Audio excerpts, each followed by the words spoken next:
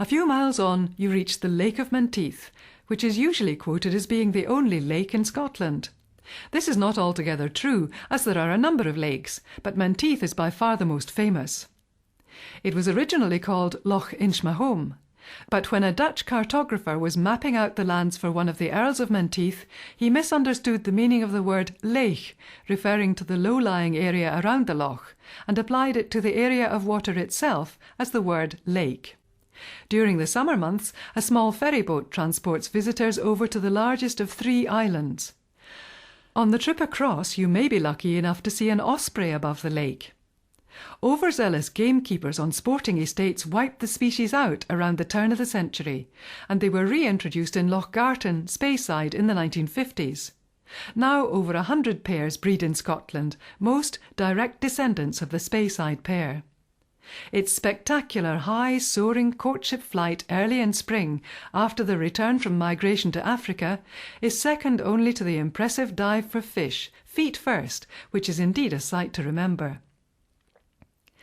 On the largest of the 3 islands is the beautifully situated Inchmahome Priory, which is one of the most attractive of Scotland's medieval religious houses.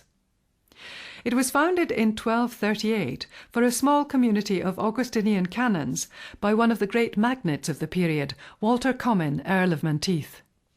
Towards the end of its life, the priory received one of its most distinguished visitors, the infant Mary, Queen of Scots, who was sent to Inchmahome in 1547 at the tender age of 5, when Henry VIII, who coveted the crown of Scotland, wanted to force her into marriage with his son.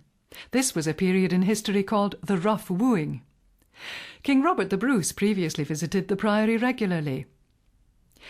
The reign of the Stuart dynasty, which originated in 1370 with King Robert II, continued through Mary until the male line ceased in 1807 with the death of Prince Henry Benedict, Cardinal York. From 1370 until 1688, 12 Stuarts sat on the throne of Scotland, 4 of whom also occupied the English throne and ruled for over 300 years. Of the 12 crowned monarchs, 6 died violent deaths and 1 died in exile. In more recent times, the lake has become famous for hosting the Bonspiel, or Grand Curling Match. This is an event which takes place between the curlers from the north of Scotland and curlers from the south. The event can only take place when there has been a severe winter and the lake freezes over to a depth of at least 7 inches. The last time this took place was in 1979, when it froze to 8 inches and 300 rinks were marked out with 1,280 curlers on each side and 6,000 spectators watching. R.B. Cunningham Graham, also known as Don Roberto, is buried in the ruins of Inchmahome Priory, along with his wife, a Chilean poetess.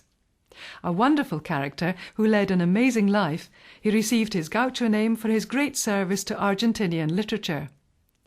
During his lifetime he was a great traveller, joint founder of the Scottish Labour Party, cattle rancher, first president of the Scottish National Party, fencing instructor, Liberal MP, fine horseman, adventurer, and author of more than 40 books. He could count amongst his many friends the great artist Van Gogh.